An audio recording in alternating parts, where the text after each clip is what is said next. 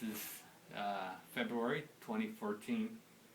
This is our classic radio receiver that's been prototyped on this PC board, and after some rethinking we realized that we could actually do the same thing, the same receiver module, but do the demodulation on a microprocessor rather than on a dedicated chip.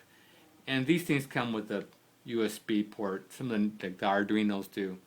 So this is just a version 1 of, this is revision 2 of the original concept. And what I've done is I have installed the transmitter over here somewhere, which used to look like this, little more refined board, into one that does not use a dedicated controller. So here's a prototype. It just uses a microprocessor and a transmitter. And I've wired this up to an accelerometer here, so that when I tilt it, it does different things for me. So right now you can just see it changing the lights as I'm tilting it. And if I tilt it this way, it's proton torpedoes. This is lasers. But by itself, you know, that's not a whole lot of fun. I mean, other than some LEDs. But now we're going to add some sound effects, and that's where the true sound, cinematic sound system comes into play. I'm just going to log in here. Oh, there it goes.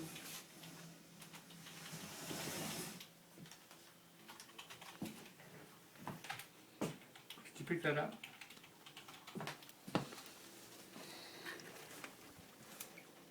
Oops.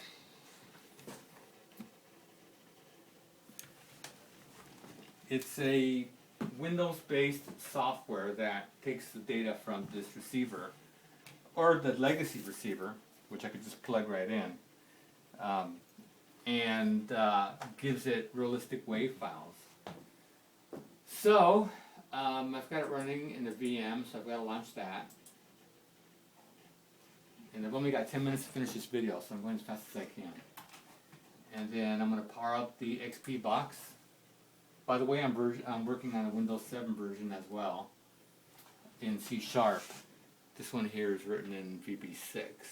But it works, so this is the working code over here on the left.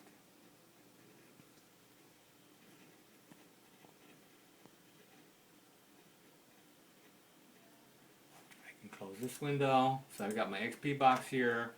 I'm going to start my program, and I'm going to run it. There's my UI, and I'm just going to test it by hitting the welcome wave. Then come over here. If you can get a shot of these speakers. Click the Open Profile button to display the sound library.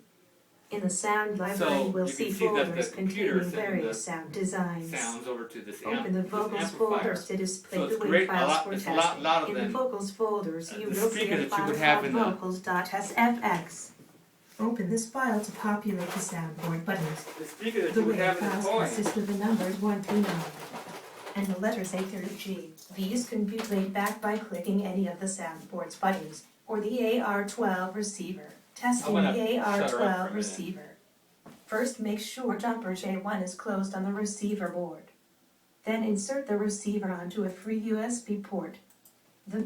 So you could put sounds on a toy with these little tiny speakers, right? I mean, that's typically what you have. You have little speakers on these toys, but why do that when you can have sounds coming out of those speakers? And the difference is, instead of using these little speakers and onboard sound files, you can dynamically change the wave files on your PC. In fact, you can select any wave file that you want. So this could be R2-D2 sounds, it could be TIE Fighter sounds, it could be X-Wing sounds. It doesn't really matter because you, the user, gets to choose. So let me give you a quick demo. Come over here to the software. I'm going to go over to my Star Wars collection of sound files. and I've already got a library of files. Here's all the sound files. So if I click that, I get an explosion. And then I get there's different waves. And this is over here polling. So you see this number here? That corresponds to the accelerometer. So as I turn it, I get different sounds. If I go this way, I get different numbers. So depending on what the toy is doing, you get different sounds.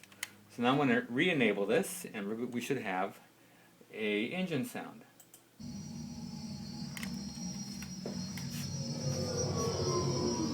I'm going to turn this up. So if you can imagine yourself playing.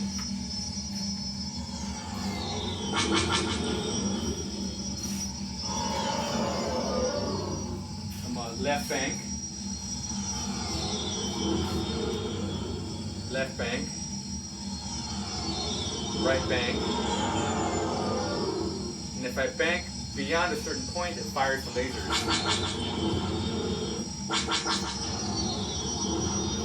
Now if I bank right beyond a certain point, it calls a proton torpedo, which right now is just this. But that would be right here somewhere. I haven't mounted it yet. So if you bank down, you get a different sound. You bank up, you can imagine yourself playing with this.